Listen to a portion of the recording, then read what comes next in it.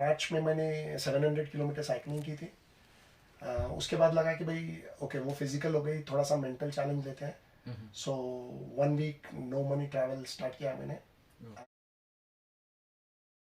हिमाचल प्रदेश के पहले सामुदायिक radio radio Solan 90.4 mega hertz पर स्वागत हमारे सभी प्यारे प्यारे श्रोताओं का। आप सभी का दोस्त अनिल आपके साथ।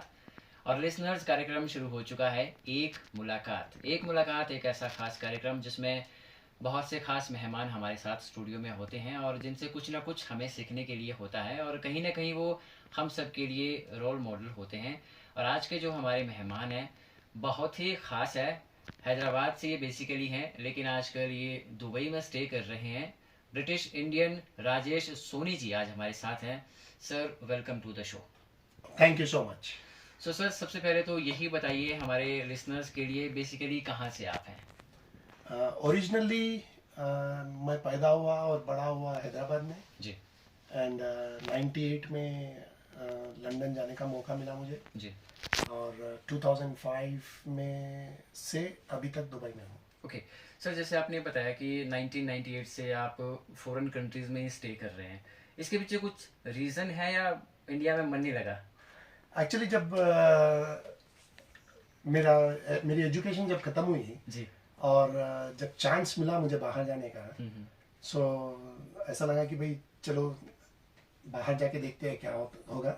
जी एंड एक फिनेंशियल टारगेट के साथ निकला था मैं जी कि भाई वो हो जाएगा तब वापस आ जाऊंगा, बट वो कभी होता नहीं है। जी जी, बिल्कुल सोचा हुआ बहुत कम बार ऐसा होता है कि वो पूरा हो। हाँ, लेकिन फिर भी हमें हमेशा पॉजिटिव रहना चाहिए। और अभी ऑफ एयर आपसे सर बात भी हो रही थी कि बहुत प्यारी आपकी फैमिली है, थोड़ा फैमिली के बारे में भी बताएं हमारे लिसनर्स के लिए। हाँ। मेरी वाइफ है रमा सोनी। जी एंड दो बेटे हैं, कार्तिक एंड कौशिक। जी कार्तिक एंड कौशिक बोथ अभी बोथ आर वर्किंग। जी। और रमा ट्रैवल्स का काम करती है और मैं रियल एस्टेट का। ओके, रियल एस्टेट का आप बिजनेस करते हैं। सो सर, अभी जैसे आप एक चीज़ और बता रहे थे कि ट्रैवलिंग आपकी हॉबी है और अभी कुछ दिन पहले ही आपके माइंड में यह आया कि आपको विजिट करना चाहिए। तो इस इन सब के पीछे क्या कहानी है, किसने मोटिवेट किया आपको कि विजिट करा जाए। सी नॉर्मली क्या होता है, एक स्टेज आने के बाद जब सब चीज़ें ऐसे सेटल लगती है जी। तो मुझे लगा कि भाई कुछ करना चाहिए, कुछ डिफरेंट करना चाहिए जिससे थोड़ी सी लाइफ में किक मिले बिल्कुल। और जो आप चाहते हो। जी सो अभी जैसा मार्च में मैंने 700 किलोमीटर साइकिलिंग की थी। उसके बाद लगा कि भाई ओके वो फिजिकल हो गई, थोड़ा सा मेंटल चैलेंज लेते हैं। So 1 week no money travel start किया मैंने। आज मेरा चौथा दिन है जी। और आपसे मुलाकात हो गई। क्या बात है सर, हम भी बहुत खुश हैं कि आप जैसे महान शख्सियत से हमारी बात हो रही है। अभी सोलन में आप हैं, इसके बाद कहाँ जाएंगे, कहाँ विजिट करना है। इसके बाद शिमला जाने का प्लान है। जी एक एक रात शिमला में रहूँगा, फिर चंडीगढ़ जाऊँगा। 24 तारीख को ये मेरा 1 वीक का चैलेंज खत्म होएगा। जी। And then I am back to my normal life. Very nice sir. अच्छा सर, अभी बहुत सारे स्टूडेंट्स आपको सुन रहे हैं और उनके बिहाफ पे एक सवाल है आपके लिए कि कहीं ना कहीं हमारा जो आज का युवा है वो कंफ्यूज रहता है अगर करियर चूज करने की बारी आती है कि उन्हें क्या करना है, अपना करियर कैसे डिसाइड करना है। क्या कुछ गुरु मंत्र उन्हें देंगे कि किस तरह अपने करियर का चयन करें। स्टूडेंट्स या एट इनिशियल स्टेज ये होता है कि उनको थोड़ा सा कंफ्यूजन होता है, बट मेरा सजेशन हमेशा यही रहा है कि भाई लव और डू व्हाट यू लव और लव व्हाट यू डू। जी जब तक आप आपकी पढ़ाई या कैरियर से आप प्यार नहीं करोगे सो उसमें सक्सेस नहीं मिलेगा। जी and it is very difficult success. Again when I say success, जो ग्रोथ है, जो सेटिस्फैक्शन है, वो उसी चीज़ में मिलेगी जब वो पढ़ाई या काम से प्यार करेंगे। जी।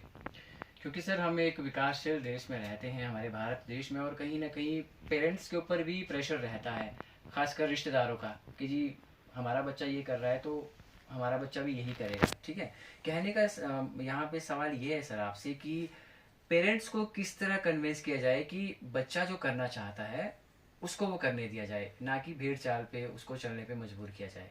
ये बहुत ही अच्छा एंड प्रैक्टिकल क्वेश्चन है। जी यहाँ पे यही देखा है मैंने, पेरेंट्स फोर्स करते बच्चों को कि भाई ये करे वो करे, जी बिकॉज सोसाइटी का प्रेशर होता है। जी बट पेरेंट्स को ये बिल्कुल छोड़ देना चाहिए, बिकॉज देखिए बच्चों में कितनी टैलेंट है या कितना एबिलिटी है, जी वो जब तक आप पेरेंट्स को पता नहीं चलेगी तब, जब तक बच्चे खुद अपने आप चूज नहीं अपने आप करेंगे. को एक्सप्रेस नहीं करेंगे. यस. जी so parents should not think about the society कि भाई आजू बाजू वाले क्या सोचेंगे, सोसाइटी में क्या सोचेंगे, जी and let student choose the career. जी.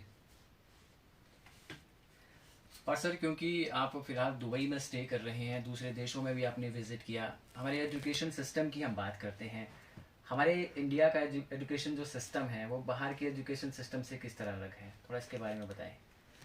सी अपना education system is excellent, but then there is एक ड्रॉबैक है, यहाँ पे थोड़ा सा रट्टे वाला सिस्टम है. जी बाहर काफ़ी प्रैक्टिकल सिस्टम होता है, जी स्टूडेंट को काफ़ी टाइम दिया जाता है सोचना समझना और उस हिसाब से पढ़ना. सो थोड़ा सा अपने यहाँ क्या है, वो पीयर प्रेशर, यानी आजू बाजू वालों का प्रेशर, मार्क्स का प्रेशर होने की वजह से रट्टे का सिस्टम ज़्यादा है.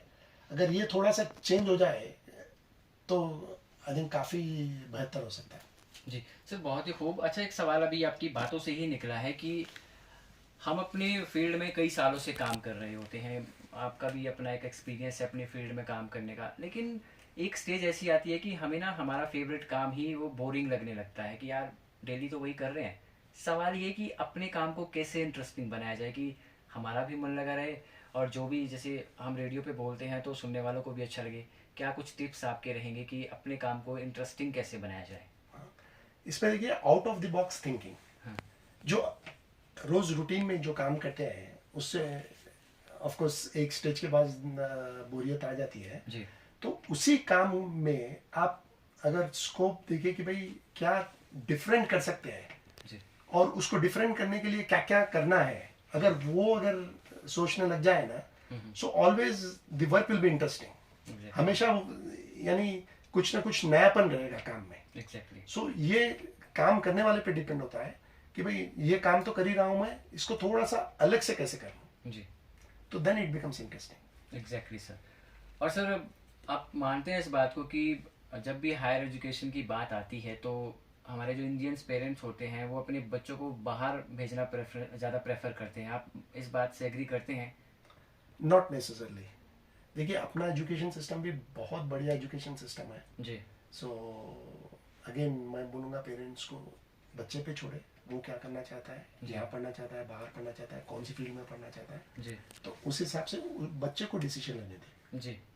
सो सर जैसे अभी आप इंडिया आए हैं, विजिट आप कर रहे हैं यहाँ, जैसा आपने बताया कि 4 दिन से आप ट्रैवल कर रहे हैं, इन 4 दिनों में कोई आपका अच्छा कोई एक्सपीरियंस हो जो आप शेयर करना चाहें हमारे लिसनर्स के साथ? हाँ बिल्कुल. जगह का नाम ध्यान में नहीं है. हाँ. मैं एक बंदे से मिला था. जी सो सेम यही टॉपिक पे हम लोगों की बातचीत हो गई. जी वो बोल रहा था कि भाई बाहर तो कुछ सोशल अटैचमेंट नहीं होता है, पेरेंट्स अटैचमेंट नहीं होता है. जी. सो थोड़ा सा मैं उस मामले में डिसएग्री करता हूँ. हम्म. सो ये काफ़ी आई थिंक काफ़ी सेटल्ड बंदा है वो. जी जी जी वो आई थिंक कुछ बिजनेसमैन है वो, जो भी जगह थी. जी जी so then out of discussion ये कंक्लूजन आया जी. कि वो भी खुद मान गया जी कि मैं बच्चों को बहुत कंट्रोल करता हूँ. जी ये बहुत ही अच्छी बात थी.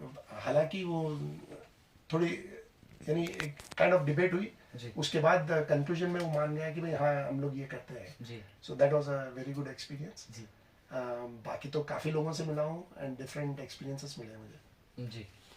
और सर हॉबीज़ किस तरह की हैं आपकी? I like running, cycling, swimming and travelling. Okay. So बहुत सारी बातें सर आज हमने आपके साथ की इस खास कार्यक्रम में, और लास्ट में क्या कुछ मैसेज है आपका हमारे लिसनर्स के लिए? हाँ, again I am repeating the same thing.